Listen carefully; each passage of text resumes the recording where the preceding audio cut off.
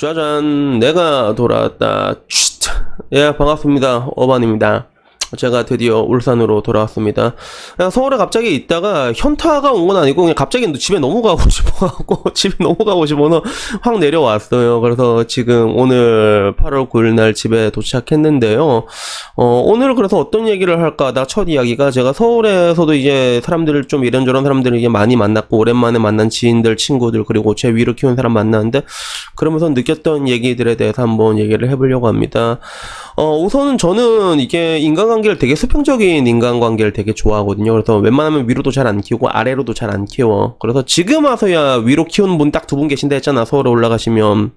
그래서 그 두 분이랑 아래로도 이제 몇 명 없는데 그 아래에 있는 애들은 전부 다 군대에서 만났던 애들. 군대에 제가 좀 군대를 늦게 가가지고 갔을 때도 나이가 좀 많은 편이었거든요. 근데 그때 군대에 있던 후임들 중에서 나한테 욕 처먹었던 새끼들이 아직까지 연락이 되고 있단 말이야. 그래서 간간히 만나고 있는데 근데 그 사람들 몇 명을 제외하고 내 주변에 깔린 사람 전부 다 친구예요. 전부 다 친구. 근데 내가 이게 수평적인 인간관계를 좋아하다 보니까 그 친구 중에 나보다 나이가 어린 친구들이 조금 있어요. 그래서 원래는 최대 아래로 친구 먹인 내 4살 때까지 친구를 먹었었는데 지금 와서 이제 35살.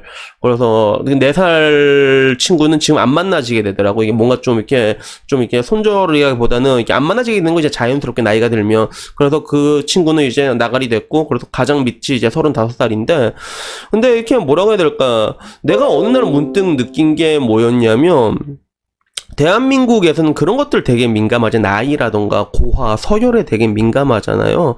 그러다 보니까 여기서 굉장히 많은 기회비용을 놓치고 있다고 느꼈던 게 사실 특히나 제 나이쯤 되다 보면 장기적인 인간관계라는 게 되게 중요하거든요. 장기적인 인간관계 되게 중요한데 근데 문제는 이게 우리가 딱딱딱 이게 사람 대 사람 만나가지고 정말로 마음에 들면 친하게 지낼 수가 있는 것들인데 대한민국에만 있는 그 고질적인 뭐 나이라든가 서열 같은 이런 것들을 가로막고 있다는 생각들이 문득 들더라고요. 그래서 단적으로 지금 제가 서울에 있을 때 만난 친구들 하더라도 뭐 이제 성북구에 삼성을 이원하시는 유세원 원장 이 사람도 처음에는 내 초창기 고객이었거든요. 근데 이 사람 군의관 때부터 나랑 좀 통화를 많이 했어. 근데 왜 이 사람이랑 통화를 많이 했는가 하니 나랑 동갑이었단 말이야. 같은 학번이었단 말이야. 그러다 보니까 공감대가 있어서 좀 많이 연락하게 돼서 그 다음에 지금 만나갖고 한 번씩 서로 가면 맨날 이렇게 만나서 이렇게 맛있는 거 먹고 술 먹고 그러고 온단 말이야. 그리고 예전에 제가 삼성동에 있었던 거기 집주인 양반도 우리 같은 증권사긴 한데 그 사람도 나랑 동갑이거든요. 동갑이다 보니까 뭔가 이렇게 좀 사회생활에서 편한 거고 결론적으로 내가 사회 나가서 친해졌던 사람들은 전부 다 같은 나이인 것 같아. 전부 다 같은 나이 한 명도 빠짐없이. 그래서 내가 이렇게 살아면서 이렇게 자연스럽게 만난 사람들 중에서는 나이가 어려도 친구가 있거든요. 그래서 방금 마지막에 말했던 35살 친구 어린애 친구가 얘는 누구냐 하면 제가 1년 2개월 동안 여행할 때 그러다가 발리에서 만난 친구가 있어요. 그래서 걔는 나이는 어리지만 야 그 친구 먹자는 건 그래 친구가 이라서 편하게 이렇게 지내게 되는 것들인데 결론적으로 그거야. 그러니까 대한민국에서는 이게 정말 마음에 들어도 동갑이 아니면 친구가 될 수가 없다는 것들이에요. 이게 엄청나게 큰 기회비용이 낭비라고 느꼈거든요.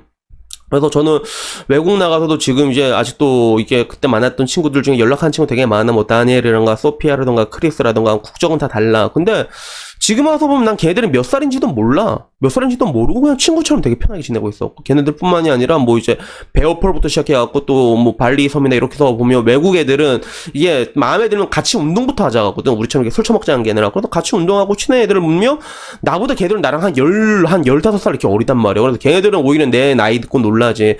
외국인 눈에는 에이시안들의 나이가 좀 어리게 보인단 말이야. 동안처럼 보니까 놀라는데 근데 내가 얘네들이랑 얘기하고 놀면서 놀랬던 거는 일단은 외국에는 존댓말이란 개념이 없잖아. 존댓말 개념이 없잖아. 근데도 내가 느끼는 건 얘들이 나이가 많고 그러면 나름 시니어 대접을 해준다는 게 느껴져요. 근데 그걸 떠나가지고 얘기를 할 때는 뭐 hey man 이렇게 편하게 얘기하다 보니까 진짜 막역하게 지내게 되는 거예요. 그래서 나도 아까 말했던 뭐 친구들 디지털 노마드 친구들 아직도 인스타로 가끔씩 연락한단 말이야. 근데 걔네들이 몇 살인지도 몰라. 관심도 없고 근데 되게 친하게 지내. 그냥 친하게.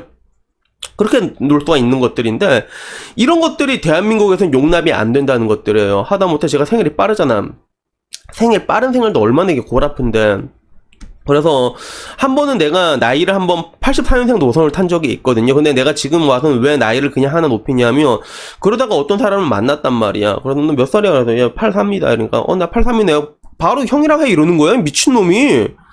맨 처음 이거 뭐지 하던데 내 딴엔 나름 이제 탐구 정신이 있어가지고 그래 이거 한번 형대접을 한번 해보자 싶어갖고 형대접을 해봤다. 해보니까 아니 씨발놈이 밑도 끝도 없는 거예요. 진짜 밑도 끝 없이 형대접을 받으려고 하고 그래 정작 형대접을 받으려면 나는 그렇고 나는 일단 내 동생들이라고 내가 키우게 된 조건은 뭐냐면 내가 동생이라고 생각하면 일단 술값이랑 밥값은 다 내가 낸다라는 그런 걸 까지고 있는데 이 새끼들은 그런 것도 없는 거야. 형대접은 다 받아놓고 이게 술값 밥값 이러면 더치페이 치자 이러는 거야. 그래서 나중에 이제 존나 열받아갖고 한번 엎었지. 그게 결국에는 엎고 이제 이렇게 끝나고 그 다음부터는 내가 그냥 나이 말하면 하나를 높여요. 그게 아사리 깔끔한 게 그냥 이게 서로 존댓말 하면 된단 말이야. 뭐 친하면 뭐 반말하고 아니면 존댓말 하면 된단 말이야. 그러다 보니까 나는 내 동생들이랑 내 나보다 어린애랑 이게 친구를 지내는데 별로 불편한 게 없었어. 왜 얘네들 친구랑 조인이 돼도 얘랑 반말하고 나머지는 존댓말하면 별 문제가 없단 말이야. 그런 게 없었는데 내가 한국에 살아다 보니까 결국에 나이를 하나 높이게 된 것도 그 나이 빠른 생일 이거 하나 가지고 그렇게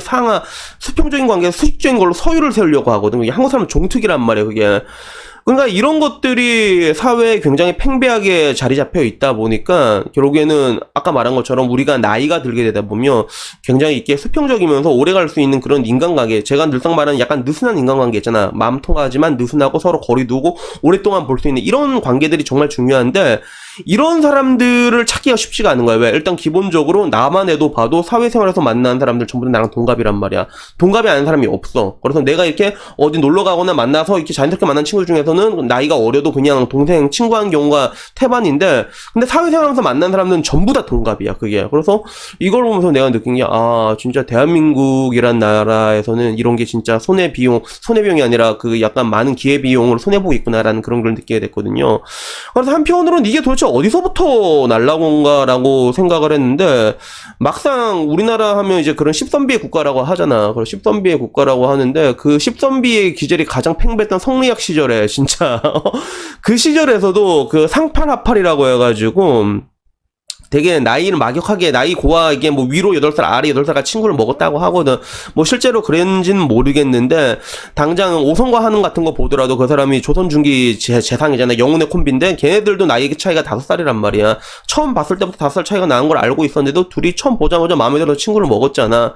그랬나? 일단 아마 그랬던 걸로 기억을 하는데 그러니까 결국 이런 뭔가 우리가 인간관계라는 게 가장 오랫동안 가고 편하게 갈 수 있는 그런 관계가 상하관계보다는 수평적일 때 오게 되는 거거든요. 그래서 서로 뭔가 나이가 어리더라도 내가 느낀 거는 야 정말 나이가 어리지만 놓고 친구로 되다 보면 진짜 배울 게 많아. 그 친구들을 보게 되면 내가 동생이라 생각한 게 아니라 친구랑 놓고 보면 되게 배울 것도 많고 그리고 그럼으로 인해서 내가 얻는 게 되게 많단 말이야. 특히나 나이가 들면 들수록 더더욱더 그런 인간관계에 대한 니즈가 강해질 수밖에 없거든.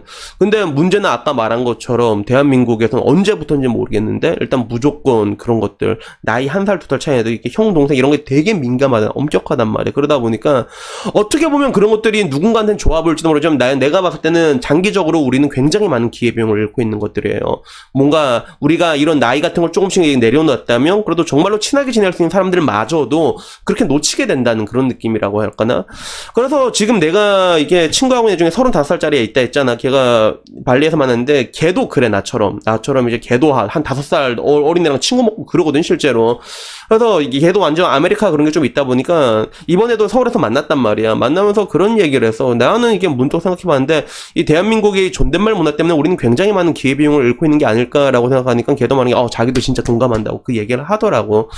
그래서 결론적으로 제가 여러분에게 말하고 싶은 거는 특히 뭐 여자도 민감하겠지만 남자들도 이거 되게 민감하잖아. 근데 나는 여러분들이 좀 이렇게 마음에 들고 괜찮다 싶은 사람이 보이잖아. 그러면 나이 고하를 막론하고 좀 한 친구를 먹어보면 되게 좋다고 생각해요. 그게 정말로 친구 먹으면 되게 친해져요. 그게 형 동생으로 만나는 것보다 친구 먹잖아 되게 친해지고 그리고 친구로 먹는 순간에 이게 수평적으로 사람을 바라보면 배울 것도 되게 많이 보이고 되게 좋단 말이야. 근데 문제는 이게 대한민국에서는 아래에서 위로가 이제 야 친구 먹자라고 말하는 게 쉽지가 않거든. 그러니까 그런 것들을 이제 여러분이 위에서 밑으로 이제 놓아줘야겠죠. 그러면 또 남자들끼리는 서로 마음 통하잖아. 그러면 야 그냥 친구 먹자 그러면 그래. 되게 쉽게 한단 말이에요, 그게. 그렇게 해서 쭉 한번 가보세요. 그게 되게 괜찮거든요. 그래서 특히나 이게 나이가 들다 보면 그런 하나하나 인간관계가 되게 아쉽고 소중해지는 그런 시기가 오게 된단 말이에요. 그래서 그런 시기가 왔을 때 주변에 그렇게 여러분들이 이런 걸 내려놓음으로써 인해서 주기적으로 만난 사람이 한 명, 두 명이라도 더 있잖아요. 그럼 그게 나중에 진짜 큰 재산이 되거든요. 그래서 오늘은 그냥 이 얘기를 한번 해보고 싶었습니다. 여튼간에 뭐 오늘 이야기는 여기까지고요. 다음에는 뭐 조금 더 좋은 이야기로 찾아뵙도록 하겠습니다. 이상입니다. 감사합니다.